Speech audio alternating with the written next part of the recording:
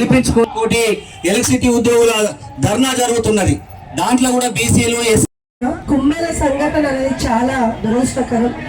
ప్రతి ఇంట్లో కూడా ఆరోపణలు. కాకపోతే ఇన్ని ధర్నాలు జరుగుతున్నా కూడా, ఇంత ఉద్యమాలు జరుగుతున్నా కూడా ప్రభుత్వము నిమ్మకు నీరెత్తనట్టు ఎందుకు వ్యవహరిస్తుందో అర్థం కావట్లేదు. అంటే బీసీ బిడ్డగా పుట్టడమే ఆ కుటుంబానికి శాపంగా మారిందని చెప్పడానికి ఒక సంఘటన నిదర్శనం అని చెప్పాలి. ఈ రోజు ఆ చిన్నారి చనిపోయిందని తెలిసినప్పటికీ కూడా బీసీల మీద జరిగిన దాడికి ఎవరైతే బీసీ మంత్రులు ఉన్నారో బీసీ మంత్రులు కూడా ఖచ్చితంగా మన ఈ 2 ఏళ్ల కాలంలో ఈ కేసీఆర్ మీరు పట్టించుకోకపోతే ఖచ్చితంగా మీరు మీ మంత్రి పదవులకు రాజీనామా చేయాలి. మీ మంత్రులు బీసీ మంత్రులు ఎవరైతున్నారో కలెక్టర్గా ఈ వేదిక ద్వారా చెప్తున్నాం. తీర్మార్ మల్లన్న గారికి స్వాగతం, సుస్వాగతం.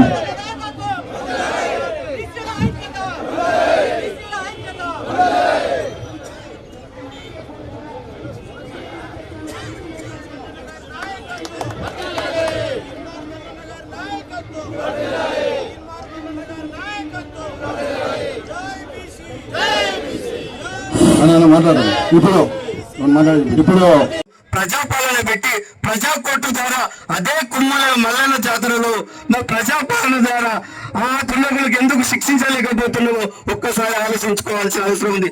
సమాజం మనకందరికీ తెలుసు, ఈ తెలంగాణలో అనేక అత్యాచారాలు జరిగినాయి, హత్యలు జరిగినాయి. ఒక ఉదాహరణ మేము కళ్ళ ముందు తీసుకొస్తాను.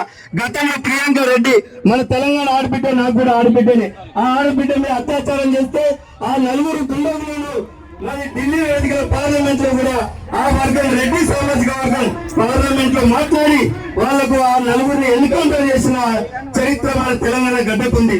అంటే రెడ్డిలకు జరిగితే ఒక న్యాయము, ఇవాళ చాకలి బిడ్డలు జరిగితే ఇంకో న్యాయమా?